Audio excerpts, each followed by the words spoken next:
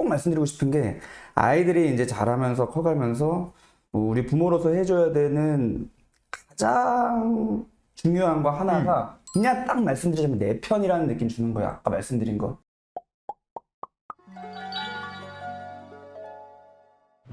저희가 사전에 무슨 얘기를 했냐면 대치동에서 저도 이제 학원을 운영하지만 주류가 되는 학원은 그냥 운동으로 비유하면 저는 스테로이드를 맞는 거를 디폴트로 하고 있는 곳들이 많다고 생각해요. 근데 그 안에서 내추럴, 그러니까 야가를 안 쓰고 운동을 하면 내가 아무리 열심히 해도 스테로이드 쓴 사람들 사이에서는 티가 잘 나기 어렵잖아요. 그러니까 스테로이드가 일반화됐지만 그게 실은 건강에 안 좋은 건 누구나 알고. 그쵸. 그러니까 그 사이에서 나는 어떤 포지션을 갈까가 이제 실은 선생님으로서 항상 고민인데, 그쵸. 이제 센 학원들은 저도 비슷한 생각을 하는 게 나갈 때는 멀쩡하게 나가는 게 맞아요. 왜냐면 내 눈앞에서 나갈 때는 성적이 좋게 나가요. 그쵸. 근데 얘가 중학생이 되고 고등학생이 돼서도 공부를 계속 해야 되고 나도 공부를 잘했고 내 주변에 공부를 잘하는 애들 많으니까 중간에 이게 힘들어져서 꺾이는 친구들도 많이 볼 거 아니에요. 그쵸. 저는 과학고 나와서 학교 다니는 5년 내내 기숙사에서 안 나와서 게임만 하는 친구도 봤어요. 그쵸. 있어요. 저는 그런 분들만 반다니까요. 다 되게 전형적인 레파토리. 네. 그래서 그 친구가 실은 명문대생이지만 부모님은 안에서 되게 마음이 썩어가죠. 네. 그런 친구들을 저는 옆에서 보니까 롱런 해야 되는데 저 정도 세게 애들을 다뤄서 내보내면 나갈 때는 괜찮으니까 난 몰라 하지만 그 뒤에 데미지는 누가 책임지지라는 생각이 했거든요. 근데 이제 여기서도 사실 조심해야 되는 게 그런 순간에 부모님의 속이 썩잖아요. 네. 근데 사실은 부모님의 속이 썩는 거를 강조하면 안 되고 이미 애가 썩어 있었다. 그렇죠. 부모님 속 썩기 전에 이미 맞아요. 썩어 있는 걸 부모님이 몰랐던 거예요. 그런 걸 굉장히 많이 봅니다. 근데 이게 되게 그 학군지에서는 되게 어려운 게 뭐냐면 뒤에 뭐 나오겠지만 학군지라는 건 공부를 잘하는 친구들이 많고 공부를 잘하는 친구들 사이에서 공부를 더 잘한다는 건 극단으로 가는 거예요. 엘리트 선수가 금메달 따기 위한 훈련 방법이 일반적인 강도가 아닐 거잖아요. 그쵸. 그러니까 이게 실은 더 큰 성과를 내기 위해선 더 저는 외줄탄다는 표현을 쓰는데 더 극으로 가기 때문에 조금만 삐끗해도 데미지가 올 가능성이 더 높은 상황이 아닌가 라는 생각이 들어요. 근데 이제 제가 조금 우려되는 거는 지금 이제 이렇게 대화의 흐름이 그러니까 공부를 많이 시키면 안 된다. 그건 아니죠. 아니잖아요. 그건 아니죠. 근데 이렇게 나가면 또 오해해서 우리나라가 그죠. 문제다. 예, 그렇진 않아요. 교육이 문제다. 그래서 외국으로 가거나. 근데 아시겠지만 외국 나가봤자 거기서 우리나라 분들은 또 거기서 더해요. 왜냐면 우리의 성공 방정식이 인재를 키워서 산업을 일으켜서 지금의 대한민국까지 간 거는 명확한 사실이거든요. 그래서 정서라는 거를 놓치지 않으면서 네, 맞아요.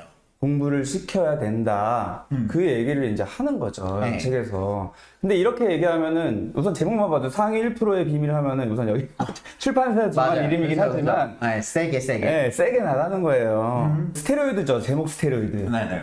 근데 이제 오해를 하죠. 그래서 오해하지만 뭐야 이러면서 보는 거예요. 보면은 사실은 스테로이드가 아니라 내추럴이죠. 네, 맞아. 하지만 또 잘못 적용하면 공부를 안 시킬까봐 그게 아니다라는 얘기를 이제 많이 했는데 그게 뭐야 이런 의문이 드실 것 같아서 꼭 말씀드리고 싶은 게 아이들이 이제 자라면서 커가면서 우리 부모로서 해줘야 되는 가장 중요한 거 하나가 그냥 딱 말씀드리자면 내 편이라는 느낌 주는 거예요. 아까 말씀드린 거.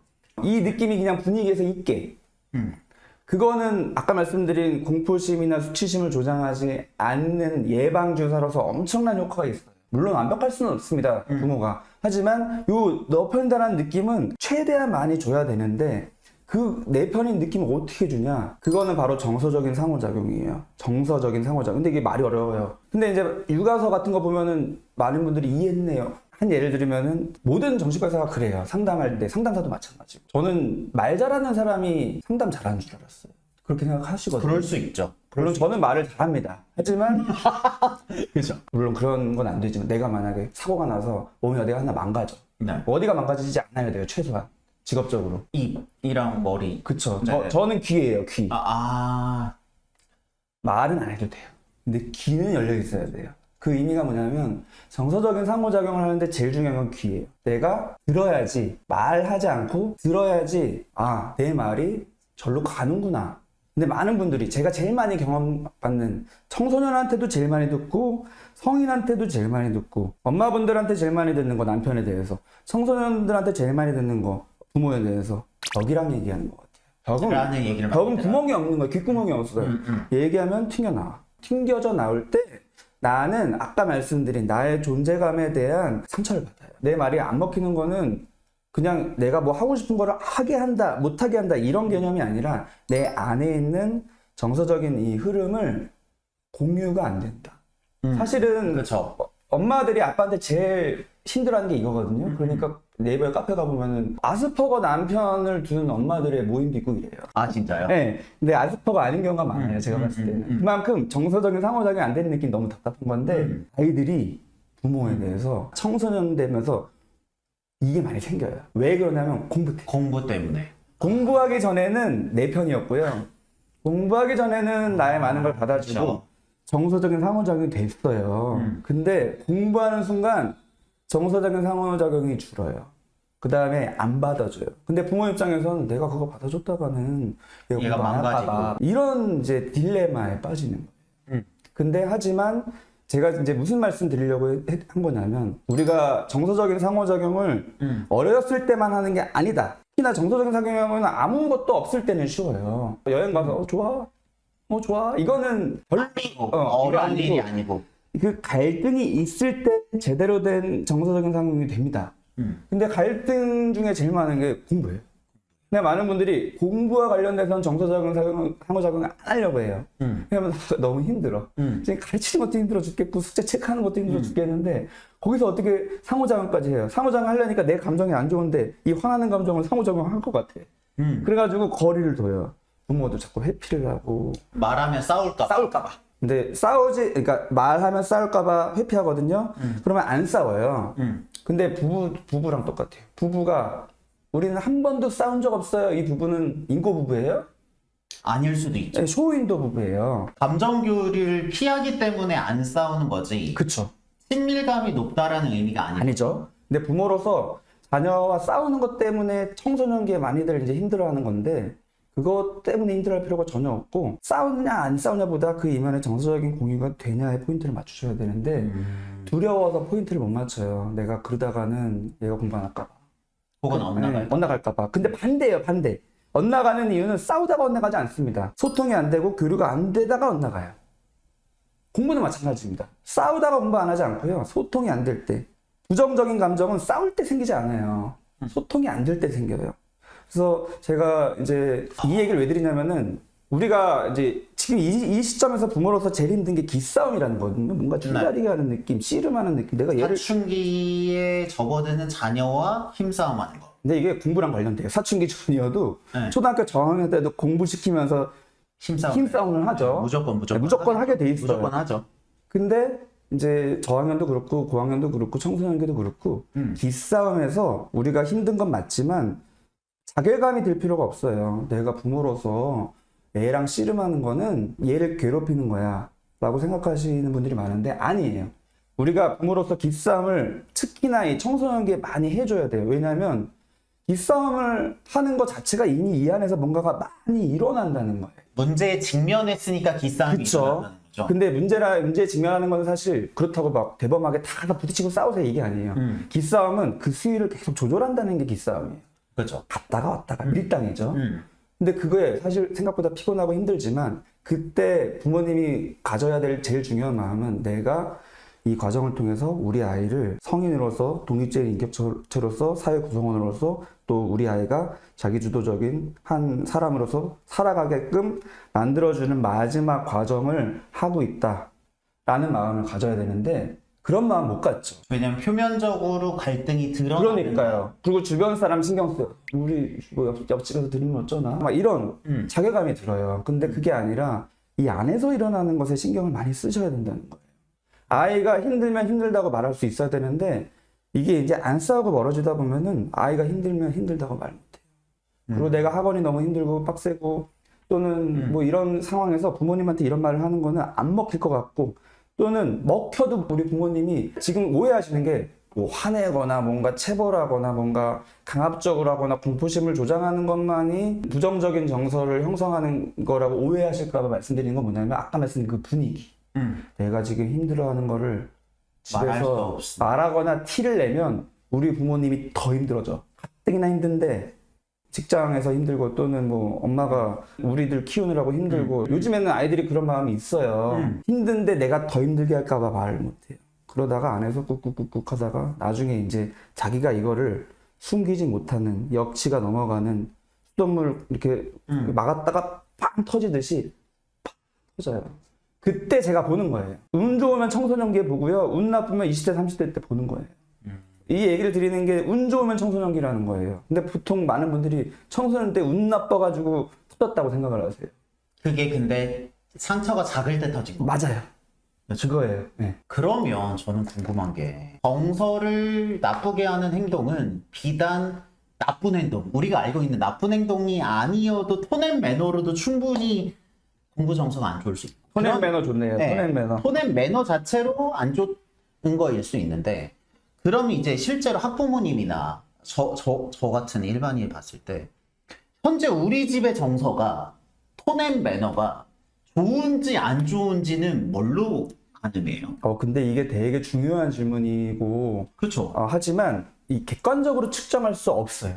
그럴 것 같아요. 왜냐면은 이미 시작부터 겉에 있는 행동은 측정이 되거든요. 공부 하나 하냐, 숙제 하나 하냐. 그렇죠. 정서는 측정이 안 되기 때문에 뒷접이 돼요. 그렇죠. 눈에 보이지 않는. 네, 그래서 그러면 어떻게 이걸 측정할 거냐라는 이 질문 자체가 많은 분들이 하는데 만약에 측정이 어떻게 해서 된다 쳐요. 왜냐면은 병원에서 이제 심리검사 같은 거 하면은 나오거든요. 그러니까. 그럼 어떻게 할 거냐.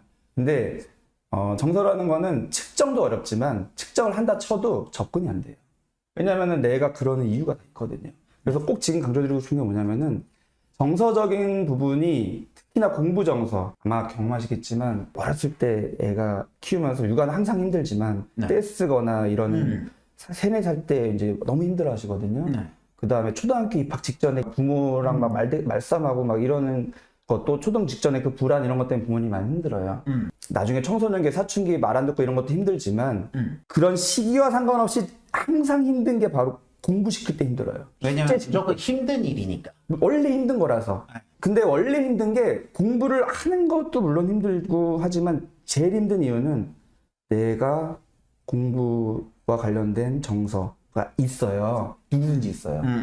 근데 가려졌다가 애 공부시키면서 올라와요. 내 것도. 내게 올라와요. 그게 진짜 힘들어요. 그래서 크게 두 개잖아요. 공부 잘했던 부모님들은 좋겠다. 애가 뭐 유전자가 좋아서 공부 잘하니까. 근데 저는 그렇게 보지 않아요. 왜냐면은 많은 분들을 볼 때 물론 유전도 있지만 아닌 것도 있고 여러 가지 랜덤적인 것도 있고 많지만 공부를 잘했던 분들은 공부가 안 하는 애에 대한 이해가 안 돼요. 너는 왜 공부를 안 해? 난 그냥 했는데 너는 공부 왜 힘들어? 난 그냥 학교 갔다 오면 책상에 앉는 게 안 힘들었는데 그냥 자동이었고 습관이었고 그리고 이거 하나하나 풀어가는 거 얼마나 재밌어. 모르는 거 알고 그러는 마음으로는 아예 정서 이게 안 돼요. 이게 접근이 안 돼. 그 다음에 또 한 가지는 반대로 내가 공부를 좀 못했다는 생각이 있고 뭔가 열등감이 있어요. 그러면은 더 안 되죠. 또 역시 안 돼요. 이미 힘이 팍 들어가요.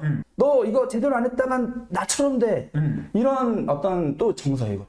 근데 이게 몰라요. 그냥 하다가 공부하는 순간, 공부를 가르치는 순간 또는 점점 학년이 올라가거나 학원이 뭐 레벨 테스트에 되고 안 되고 또 앞으로 뭐 하나하나 될 때마다 올라가게 돼서. 근데 잘 들어보면 참 신기한 게 공부 잘했던 부모님들도 사실은 내가 공부를 잘했던 게 그냥 했던 게 아니에요. 무의식간에 가둬놨을 뿐. 나도 옛날에 공포심, 수치심 때문에 했어. 근데 몰랐어. 근데 애를 공부시키면서 내가 자꾸 열받아. 그래서 나도 모르게 말을 해버려요. 공포와 관련된 나가 너는 수치심과 관련된 너 커서 뭐가 될래? 또는 너 쟤는 뭐 하는데 넌 왜 이래? 뭐 이런 거. 나도 모르게 하면서 나 왜 이런 얘기를 하고 있지? 이제 그러면서 떠올라요. 옛날에 내가 이런 느낌을 받았어. 그러니까 이 공부 타임만 되면 내가 평상시에 편하다가 자 숙제하자부터 표정이 굳어져. 집안의 분위기, 톤앤 매너가 바뀌어요. 집안의 공기가 바뀌어요. 아들이들의 공부 정서에 영향을 당연히 미치는 거예요. 근데 얘기를 들으면서 저 느끼는 게 그러면 부모님이 아이한테 공부를 시킬 때는 실은 아이만 공부를 시키는 1인분이 아니라 내가 과거에 쌓아놨던 내 공부 정서도 극복해야 되고 그걸 딜리버리하는 아이와의 공부 정서도 극복해야 되니까 이게 2인분의 느낌이 나는 거네요. 2인분 이상이고 너무 힘들잖아요. 네. 이게 회피해서 될 문제가 아니다. 이게 있는 거예요. 이거를 인정해야 존재한다. 네, 존재한다. 안 나도 보일 뿐. 그랬다. 안 보일 뿐. 그런 얘기를 이제 책에 쓴 거고 어떻게 그런 상호작용을 대화로 할지를 이제 책에 쓴 건데 일단 이 개념을 이해하시는 게 너무 중요합니다. 근데 많은 분들이 공부 정서 하면은 뭐 정서를 좋게 해서 긍정적인 정서를 심어줘서 애가 공부할 때 즐겁게 흥미롭게 해서 재밌게 공부하면서 자기주도 학습하는 건가? 또는 그렇게 만들고 싶으니까. 네, 그쵸. 근데 좀 이게 다른 얘기예요. 근데 다른 얘기기도 하지만 결국엔 이어지긴 하는데 우선 정서에 대한 개념을 잡으셔야지 뭐 좋은 정서를 만들어주냐 이런 게 아니라 이미 아이한테 있는 정서가 뭔지를 내가 관심을 가지고 아이의 마음속으로 쑥 들어가는 거를 늘 목표로 해야 되는데 문제가 뭐냐면 내가 그렇게 쑥 들어가고 아이 마음 헤아리고 했다가는 애가 버릇 나빠질까 봐. 우리 어른들이 옛날부터 가지고 있던 오래된 전통, 정서를 무시하는 그게 나도 모르게 이제 체득되어 있는 거예요. 그래서 두려움이 올라와요. 사실은 별개거든요. 육아의 대원칙이 딱 두 개예요. 마음은 100% 받아주고 그게 아까 말씀드린 부모가 자식 나는 네 편이야라는 이 느낌 주는 거예요. 그 다음에 그렇게 하면 아이 방치할 수 있어요. 그게 아니라 할 건 시키는 거예요. 어떤 아이를 독립적인 성인으로 키우기 위해서 아이가 자기가 할 수 있는 부분들을 할 수 있게 부모가 좀 밀어주기도 하고 좀 끌어주기도 하고 이런 부분, 행동적인 부분도 해야 되는데 이게 양쪽 산맥이라서 두 개가 둘 다 중요한 거지 이게 붙어 있는 게 아니에요. 근데 많은 분들이 붙어 있다고 생각해요. 한쪽으로만 쏠리는 거죠. 이게 마음을 받아주고. 내가 마음을 받아줬다가는 요 행동까지도 같이 이렇게 망가질 것 같은 느낌이 드는 거예요. 별개이고 오히려 제대로 별개를 했었을 때 사실은 온전한 양육이 일어나고 교육도 마찬가지. 온전한 교육이 일어나는데